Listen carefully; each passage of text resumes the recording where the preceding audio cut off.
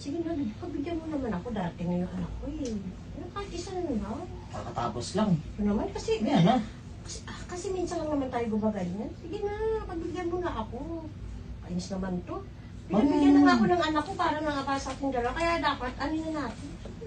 Isa pa ulit. Oo. Nay, ano ba yan? Robert, ano ba? Hindi pa ba kayo tapos? Kanina pa ako nag-aantay. Eh kasi ito nga, kakatapos lang namin. Di ba, Nay, ano, ganda-ganda ng usapan natin. Pumayag na nga ako sa gantong setup na hati tayo. Ikaw sa gabi, ako sa araw. Eh, tingnan mo. Paano kasi pinagbigyan mo? Kaya ano, nasarapan ako. Kaya nga, ayun na nga naging masama dun eh. Kaya umokay na nga ako na ganito eh. Umaga ako, tas ikaw sa gabi. Tingnan mo, tanghaling tapat na, nakaganyan pa rin kayo. Ikaw, nasarapan ka na rin eh, no? Sige na. Siyempre, eh, sarap eh ng nanay mo eh. Palibasa, binibigyan ka niya pere. Ayun yung umaano Oh, sa atin bakit eh. nabibigyan mo ba ako ng mga Ayun na nga eh, pangailangan pero ko?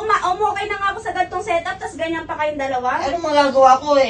Eh, nanay mo, ngayon kami natapos. Paano, ang sarap eh. Grabe ka naman, Nay. Nay. Kasi ng asawa Tingnan mo, siya na nagsabi. Bigyan mo na ako.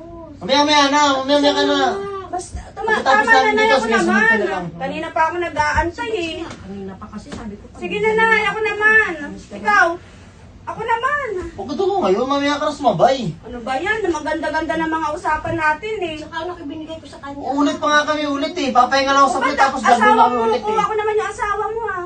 Ito nga asawa ko. O, pera lang naman na ano mo dyan ah. Eh, ganun talaga. Sa panahon ngayon, pera-pera na talaga. Tsaka ayaw mo ba sa akin? Mas fresh ako? Eh, ang tanda niya yan eh. Alam mo, kahit gustuhin kita, Huwag ka na mag-ano, binibigay anak. niyo yung pangangailangan Ako na nga, Nay. Tumayo ka na dyan. Eh, gusto ko. Makakaano ka naman, Nay. Nag-away pa kayo mag-ina. Ano gusto niya? Mas di ako pumayag sa doon ganun. para makabigyan. Ayoko ako naman. Ano, Bert? Ano? Mamaya ka na!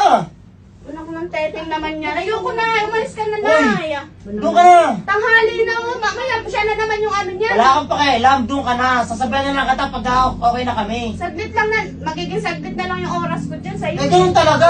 Pabigyan mo si nanay mo. Eh, Nay, bili na. Tumayo ka na dyan. Papahinga lang kami. Doon na. Lumabas ka na doon. Tanghali na. Ilang Ilang oras na lang yung ano yun. Kayo na kape. Kaya pa nakukulit eh. Kaya kayo na. Anong nangyayari?